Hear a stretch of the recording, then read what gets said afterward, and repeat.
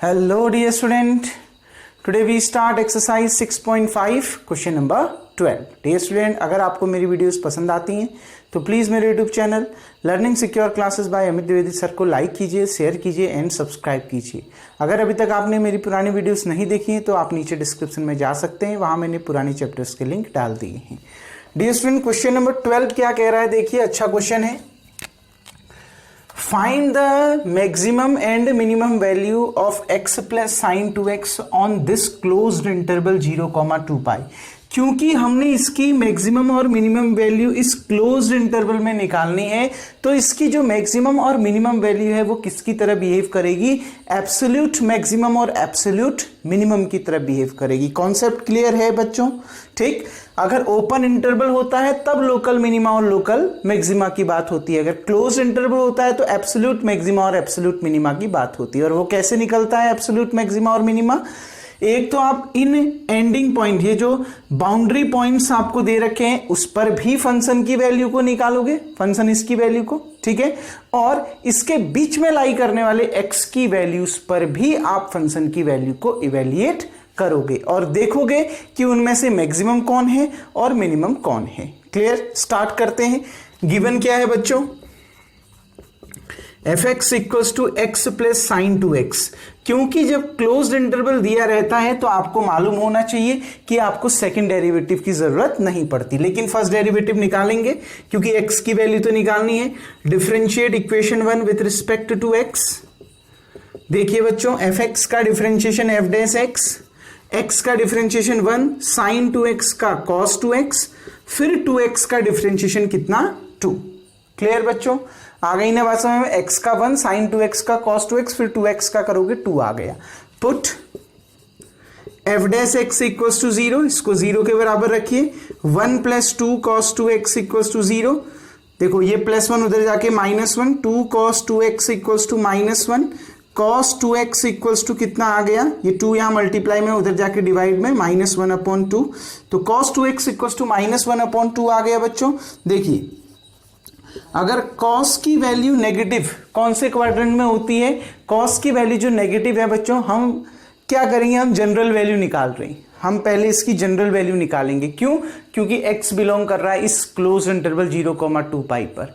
x ध्यान रखना, ये 2x निकलेगा यहां से, x नहीं, x बिलोंग कर रहा है 0, 2 पाई पर। तो हम इसकी जनरल वैल्यू निकालेंगे। यहां जनरल वैल्यू किसकी निकलेगी? 2x इक्वल्स टू निकलेगा। क्लियर? तो उसके लिए cos x equals to cos y मालूम होना चाहिए। तो जो हम y निकालेंगे वो छोटी वैल्यू निकालेंगे, ठीक है ना? इसलिए देखो, cos का मान नेगेटिव कौन से क्वाड्रेंट में होता है? 2 क्वाड्रेंट में होता है, सेकंड और थर्ड। और थर्ड क्वाड्रेंट में जो वैल्यू आएगी वो पाई से बड़ी आएगी और सेकंड क्वाड्रेंट में पाई से छोटी आएगी। तो हम छोटी वैल्यू को प्रेफर करेंगे। क्यों? क्योंकि हम जनरल वैल्यू निकालेंगे, बड़ी वैल्यू तो अपने आप कवर हो जाएगी उसमें। छोटी वाली वैल्यू लेके अगर हम सॉल्व करेंगे तो बड़ी वैल्यू अपने आप उसमें कवर हो जाती है। ऐसा हमने 11th क्लास में पढ़ रखा है। क्लियर बच्चों? देखिए, सेकेंड क्वाड्रेंट में पहले तो ये देखिए, cos का मान 1/2 कब होता है? π/3 में, 60 डिग्री में होता है ना, ठीक। अब देखिए, cos का मान नेगेटिव सेकंड क्वाड्रेंट में होता है, तो मैं इसको सेकंड क्वाड्रेंट में इवेल्युएट करूंगा और सेकंड क्वाड्रेंट में जो भी वैल्यू हम निकालते हैं वो 180 में से माइनस करके निकालते हैं। अगर 90 प्लस करोगे तो भी आएगा, लेकिन उसमें cos साइन में चेंज हो जाता है। अगर 180 माइनस करोगे, बेस एंगल को 180 या 360 बनाओगे, तो आपका cos वाला cos में, साइन वाला साइन में, tan वाला tan में, cot वाला cot में, sec वाला sec में, cosec वाला cosec में रहता है, बदलता नहीं है। तो देखिए, माइनस हटा तो ये 180 माइनस हो गया, इसका मतलब है सेकंड क्वाड्रेंट में, और सेकंड क्वाड्रेंट में इसकी वैल्यू नेगेटिव है। क्लियर बच्चों? तो देखिए, तो अब ध्यान से देखिएगा, cos 2x equals to cos, solve करिए, ये 3 इधर चला गया, 3 पाई माइनस पाई कितना आ गया? 2 पाई/3। इसको सॉल्व तो कर लेंगे ना बच्चों, π/1, 3 × 1 3 हो गया अपॉन में, ये 3 इधर चला गया, 3 पाई माइनस पाई कितना आ गया? 2 पाई/3। जनरल वैल्यू क्या होती है? अगर cos x बराबर होता है cos y के, दैट इंप्लाइज दैट जो जनरल वैल्यू होती है x इक्वल्स टू वो होता है 2n पाई प्लस माइनस y। पढ़ा है ना बच्चों 11th में, ठीक है। तो इसी जनरल वैल्यू का हम यूज करेंगे। क्यों? क्योंकि हमें पता है यहां पर जो x की वैल्यू होगी वो इस इंटरवल पे लाई करेगी, इस क्लोज इंटरवल 0 से 2 पाई के बीच में। अब यहां तो 2x की वैल्यू निकल रही है, अब 2x से बड़ा होगा x उसका आधा हो जाएगा। तो बहुत सारी ऐसी वैल्यूज हो सकती हैं जो इस इंटरवल के बीच में लाई करेगी, इसलिए हम जनरल वैल्यू का यूज करते हैं। ठीक है ना बच्चों। अब देखिए cos से cos कैंसिल, तो 2x इक्वल्स टू कितना आ गया 2 पाई बाय, अच्छा सॉरी हम जनरल वैल्यू का यूज कर रहे हैं, तो 2x इक्वल्स टू कितना आ गया बच्चों 2n पाई प्लस माइनस y। बच्चों y का काम यहां पर कौन कर रहा है 2 पाई बाई 3। अब आप क्या करोगे, देखो 2 से डिवाइड भी कर सकते हो, ये x के साथ 2 मल्टीप्लाई में इधर जाके डिवाइड में, तो x इक्वल्स टू कितना आ गया 2n pi upon 2 plus minus 2 pi upon 2 into 3। देखो ये 2 यहां था, इधर डिवाइड में गया, 2n पाई के अपॉन में भी चला गया और 2 पाई अपॉन 3 के साथ भी चला गया, मतलब 2 पाई के अपॉन में भी 2 आ गया, 2n पाई के अपॉन में भी और 2 पाई के अपॉन में भी। अगर इधर जाएगा तो दोनों के अपॉन में आएगा ना बच्चों। देखो इस 2 से ये 2 कैंसिल और इस 2 से ये 2 कैंसिल, तो क्या निकल के आ गया बच्चों x equals to n pi plus minus pi by 3। अब निकालिए x की वो वैल्यू जो इस क्लोज इंटरवल के बीच में लाई करती है। Put n equals to 0 1 2 3 so on रखते जाते हैं। ठीक है ना, सबसे पहले n इक्वल्स टू 0 रखेंगे। ठीक है, तो x इक्वल्स टू देखो ये तो 0 हो गया, प्लस माइनस पाई बाई 3 आ गया, that implies that x equals to pi by 3 हम लेंगे और x does not equals to minus pi by 3 लेंगे। मतलब x की वैल्यू पाई बाई 3 तो होगी लेकिन पाई बाई 3 नहीं, माइनस पाई बाई 3 नहीं होगी। क्यों? क्योंकि ये जो माइनस पाई बाई 3 है इस क्लोज्ड इंटरवल पर बिलोंग नहीं कर रहा है, डज नॉट बिलोंग्स टू 0, 2 पाई। क्लियर बच्चों। देखो दो वैल्यू आई ना, एक प्लस पाई बाई 3 और एक minus pi by 3। Plus pi by 3 तो लूंगा क्योंकि 60 डिग्री 0 से 360 के बीच में आता है, लेकिन माइनस पाई बाई 3 को छोड़ दूंगा। क्यों? क्योंकि माइनस पाई बाई 3 0 से 2 पाई के बीच में लाई नहीं करता। क्लियर बच्चों। एक x की वैल्यू आ गई, एक x की वैल्यू कितनी आ गई पाई बाई 3।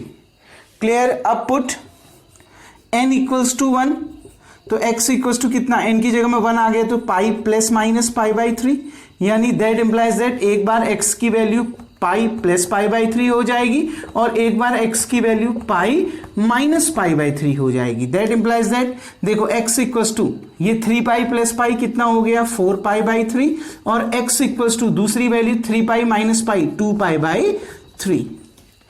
देखो 4 पाई बाई 3 का मतलब कितना है, पाई का मतलब 180, 180 अपॉन 3 कितना 60 डिग्री। ठीक है ना, 60 इंटू 4 कितना 240। क्लियर बच्चों, कितना आ गया 240।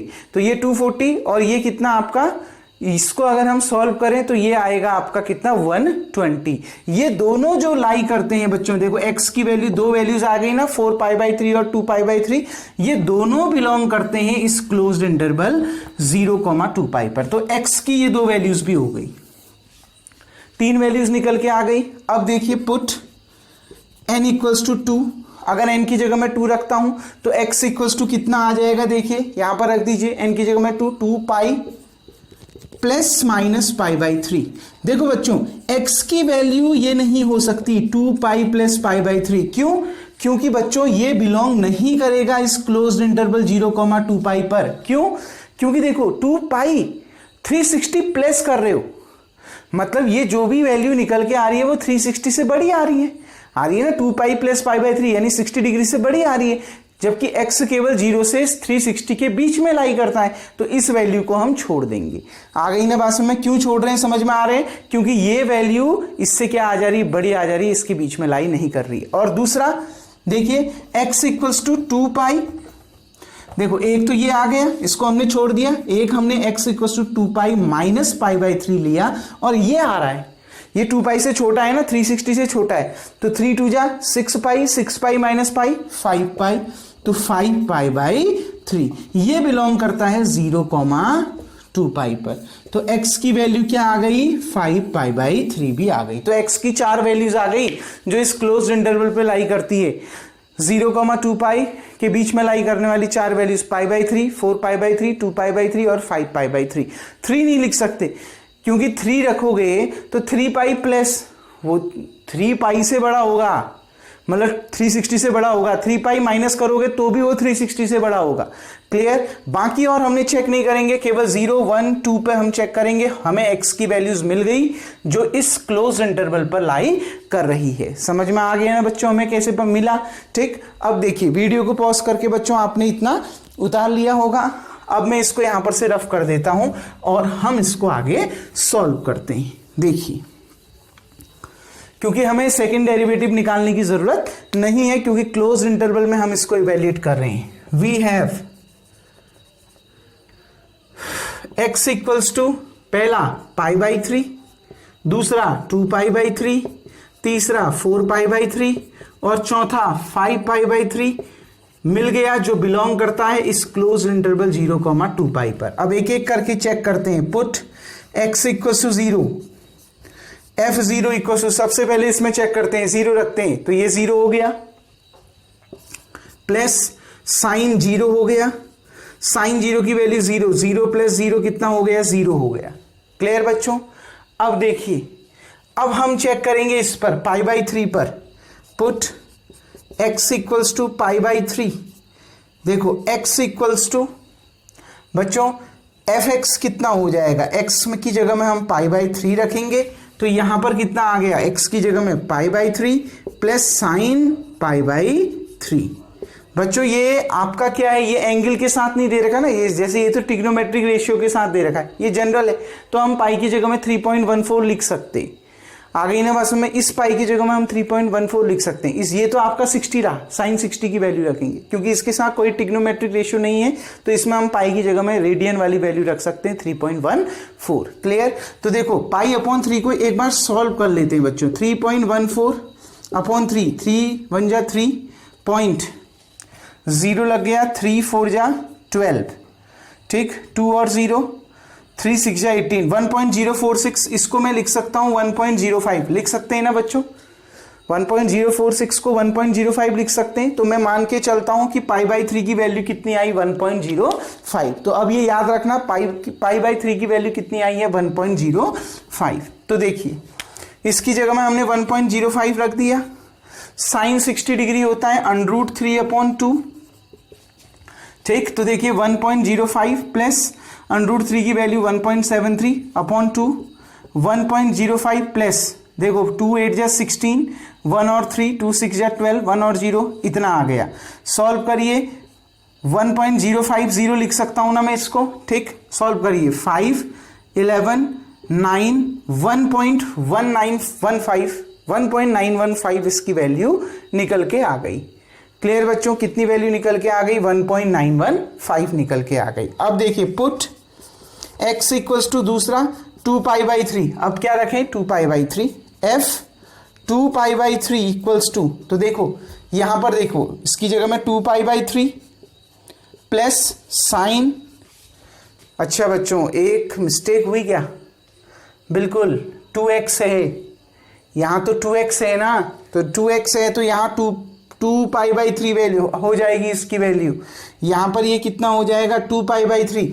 अगर देखो वैल्यू तो यही रहेगी √3/2, अब प्लस में आएगी माइनस में आएगी, इस चीज को देखिए, ये सेकंड क्वाड्रेंट है तो प्लस में आएगी, बिल्कुल सही चला, इसमें मिस्टेक नहीं हुई है, ठीक है। लेकिन ध्यान रखना यहां पर सुधार लेना, ठीक है ना। x की जगह में 2π/3 रख रहा हूं तो 2 × π 2π/3 हो जाएगा। अब देखो बच्चों साइन 2x की जगह में 2π/3 रख रहे हो तो कितना आ गया? देखो बच्चों 2 × ये π/3 को अब भी आपने सॉल्व कर रखा है 1.05 प्लस साइन 2 × 2 4π/3, ठीक। अब देखिए 2 5 जा 10, 2 0 जा 1, 2 1 जा 2, 2.10 लिख सकता हूं ना मैं इसको इतना, प्लस साइन 4π/3, देखो वैल्यू तो वही आएगी साइन 60 की √3/2, वैल्यू तो वही आएगी √3/2, लेकिन साइन क्या आएगा उसको देख लीजिए। कौन सा क्वाड्रेंट आ रहा है? 60 × 4 कितना? 240 यानी कौन सा क्वाड्रेंट आ रहा है बच्चों? थर्ड क्वाड्रेंट, और थर्ड क्वाड्रेंट में साइन की वैल्यू नेगेटिव होती है। तो देखिए 2.10, ये प्लस इंटू माइनस माइनस, √3/2 अब भी सॉल्व कर रखा है, कितना आया था? 0.865। देखो इसके आगे एक 0 बढ़ा सकता हूं, 10 में से 5 गया 5, 9 में से 6 गया 3, और यहां पर 11 का 10 हुआ, 10 में से 8 गया 2, 2 का 1 1.235 सॉल्व करके कितना आया देख लीजिएगा बच्चों 1.235 लगभग इतना ही आएगा। क्लियर, आ गई ना इतनी बात समझ में। अब देखिए, अब मैं इस साइड को भी इस साइड भी जो मैंने लिखा है बच्चों इसको भी रफ कर देता हूं। उम्मीद करता हूं आपने इतना उतार लिया होगा। अब देखिए, बस कैलकुलेशन करना है बच्चों इस क्वेश्चन में, और कुछ नहीं है। अब x की जगह में क्या रखना है, अगली वैल्यू कितनी आई 4π/3। तो देखिए f 4π/3, यहां पर क्या आ जाएगा x की जगह में 4π/3 प्लस साइन 2 इंटू x की जगह में 4π/3, तो कितना आ गया 4π/3 प्लस साइन 8π/3। देखिए 4π/3, अब भी π/3 की वैल्यू आपको बता रखी है 1.05।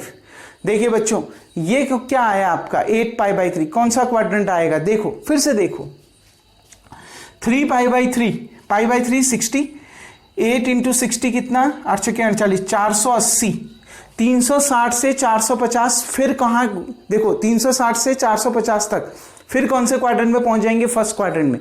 360 तक तो फोर्थ क्वाड्रेंट होता है, 360 में 90 जोड़ो, कौन सा क्वाड्रेंट आता है, फिर से फर्स्ट क्वाड्रेंट में पहुंच जाते हैं। ठीक है, फिर 450 में और 90 जोड़ो, सेकंड क्वाड्रेंट में आ जाते हैं। तो ये 480 है, मतलब 450 से बड़ा 30 डिग्री एंगल बढ़ा, जबकि 450 में जब आप 90 जोड़ते हो तब तक कौन सा क्वाड्रेंट रहता है, सेकंड क्वाड्रेंट ही रहता है। यानी ये कौन से क्वाड्रेंट में आया, सेकंड क्वाड्रेंट में आया। समझ पा रहे हैं ना बच्चों, क्लियर। देख लीजिए, देखो 360 से 450 तक फिर से फर्स्ट क्वाड्रेंट, 450 से फिर प्लस 90 कितना 540 तक आपका कौन सा क्वाड्रेंट, फिर से सेकंड क्वाड्रेंट, और सेकंड क्वाड्रेंट में साइन की वैल्यू पॉजिटिव रहती है। यानी ये फिर क्या आ गया √3/2, यानी 4 5 जा 20, 4 0 2 4.20 आ गया। ठीक, अब देखिए इसको सॉल्व कर रखा है आपने 0.865, अब भी सॉल्व किया है ना बच्चों। ठीक है, देख लीजिए 2 8 जा 16, 0.1 और 3, ठीक है, 2 6 जा 12, 1 और 0, 2 5 जा 10। देखिए इसको जोड़ दीजिए 5 6 10, 4 + 1 5.065। अब देख लीजिए एक और वैल्यू है, पुट x = 5π/3। अब आप x की जगह में 5π/3 रख रहे हैं, तो यहां कितना आ जाएगा 5π/3 प्लस साइन, देखिए 2 इंटू 5π/3 कर रहे हो। ठीक है ना, ये तो आपकी वैल्यू किस पर निकल के आई, f 4π/3 पर निकल के आई। अब आप 5π/3 रख रहे हो, यानी 5 इंटू 2 10, तो कितना आ गया 10π/3।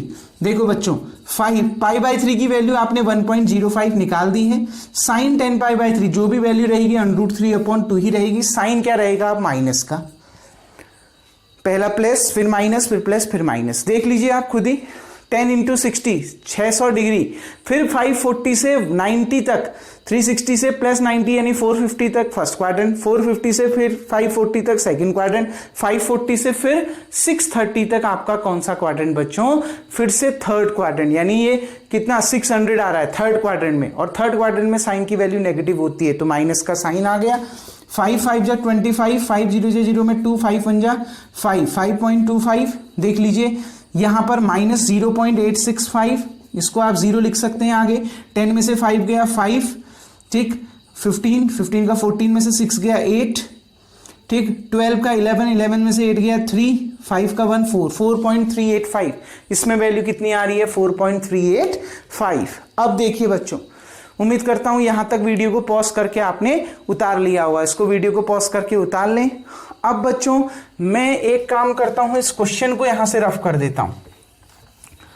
अब मेरे पास एक ही वैल्यू बची है, क्या, मैंने सारी वैल्यूज रख दी है, 0 पर भी निकाल दिया। अब 2π, तो पुट x = 2π, तो f 2π अब भी निकला है बच्चों 2π प्लस साइन 2 इंटू 2π।